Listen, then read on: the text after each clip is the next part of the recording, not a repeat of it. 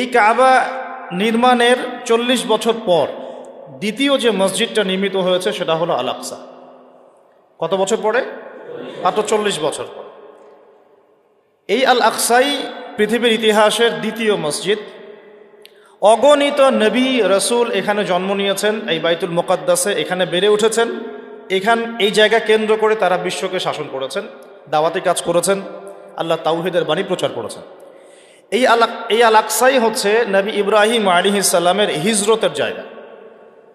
আমি শুধু মূল পয়েন্টসগুলো টাচ করছি আপনাদের, বিস্তারিত আপনারা পড়ে নেবেন। এই আল আকসাই হচ্ছে নবী ইব্রাহিম আলাইহিস সালামের হিজরতের জায়গা। তিনি থাকতেন ব্যাবিলনে, ইরাকের বাবেল শহরে। সেখান থেকে মূর্তি পূজারী পরিবার ত্যাগ করে তিনি চলে গিয়েছিলেন এই আল আকসায়, জেরুজালেমে। ওই জায়গাকে তখন বলা হতো শাম। এখন ওই জায়গাকে শামই বলা হয়, কিন্তু এখন শাম বলতে আমরা বেসিক্যালি সিরিয়াকে বুঝি।